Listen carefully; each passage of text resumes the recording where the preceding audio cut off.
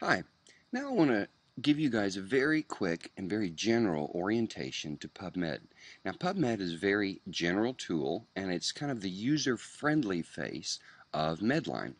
And Medline is a massive database of indexed articles in health and healthcare related research.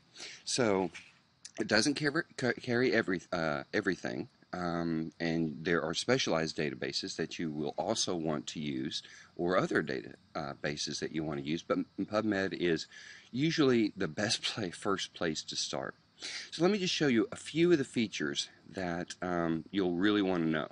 First one is right over here, PubMed Tutorials.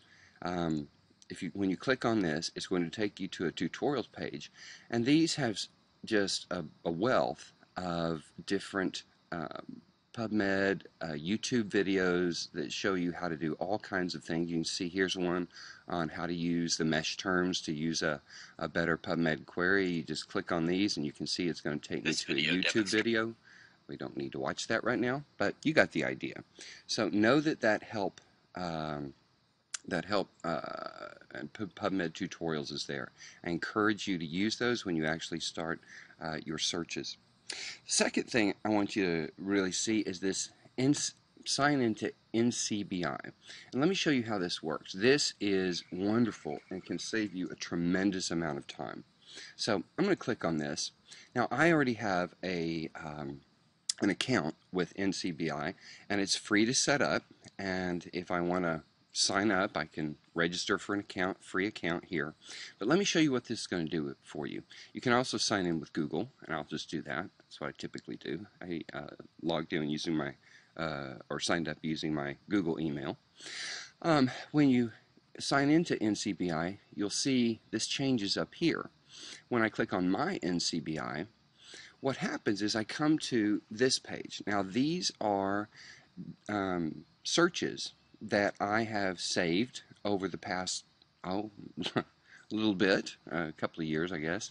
And the two pieces that I think are most important for you is that it captures your recent activity. So let's say, and you can see this goes back to June, and you can see some of the work I've been doing on childhood obesity. So let's say I've got a session that I'm working on and I have to stop and get away from my computer. As long as I'm signed into NCBI, it's going to remember what I've done, and it's going to capture those so that I can go back to them. Now let's say that I do a search and I want to save that search. I want to keep it forever because I may need to go back to it. I may want to run it on a regular basis to see what new material has been published. I can save my searches, and here's one that I've saved when I was doing some work on interprofessional education, and here you can see the search. But let me jump back and show you what it does under this little gear. Okay, this allows me to save the syntax of my search, and let me just expand this a little bit so you can see this actually took a while to build out. You can see it's pretty complex. And then I give it a name and I save it, and then I can have it email updates to me of new search results. It will say run an automatic search every so often. It'll send me, oh, by the way, here's new articles that meet those criteria. If I want to delete it, I can. I don't want to delete it. So this is a great way. Once you've got your search, you've got it all right.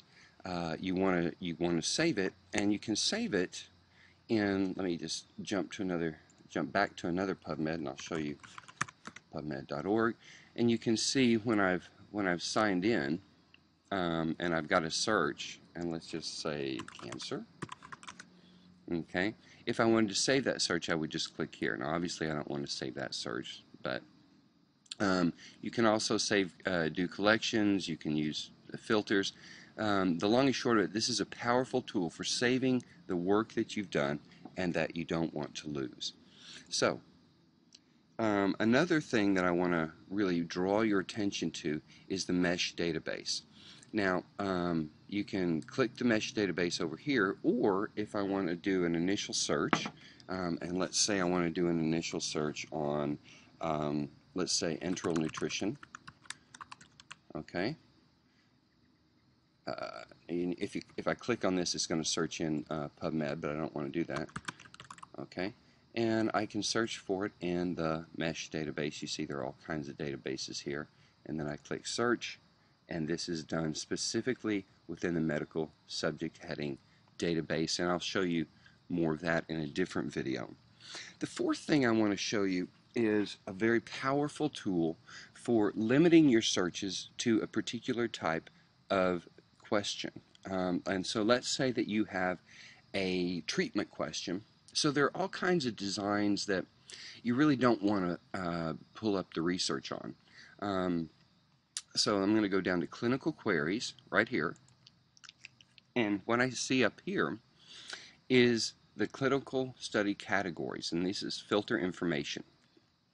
What I want to do then is jump down here, and you can see that there are 5 different categories: therapy or treatment, diagnosis, etiology, prognosis, and you're saying, aha, these sound a lot like the types of questions that we talked about earlier in the semester, and indeed they are. And what it gives you is syntax that you can then copy and paste into your searches to limit the search to the particular types of designs that are most relevant for this type of question. So if I'm doing a treatment question, all right, this is going to limit my search to clinical trials.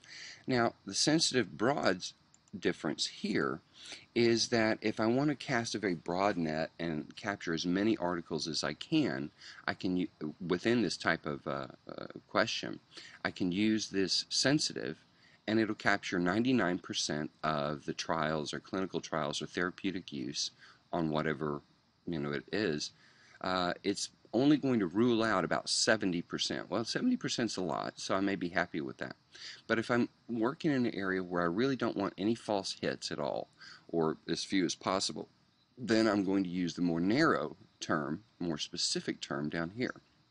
And so all I would do is just say, I would copy this. Okay, I can go back to my cancer search. Okay, you see my cancer search was right here. I'll go ahead and pull that back up. And then what I could do is just put in paste search, and so it's going to pull up all the clinical trials.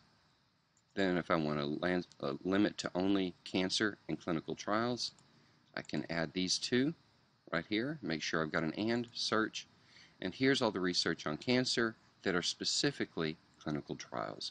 So you see how the and then that just takes me back to the home page. So you can see how the clinical queries is a real helpful tool to get rid of stuff, types of designs that you really aren't interested in. Now the last thing that I want to show you is a single citation manager matcher. This is a wonderful little tool I use all the time. I need to find one specific article. I can click on this, and then I can type in the author's name and its last name and then first initials. So let's say Parrot J S. Okay, there's me. Let's say volume. I don't have a specific volume. If I was looking for a particular article, I could type in the date that it was published, etc. Then I do search, and then here you go. Here are all the different articles that have been published by that particular author. That would be me. So there you go.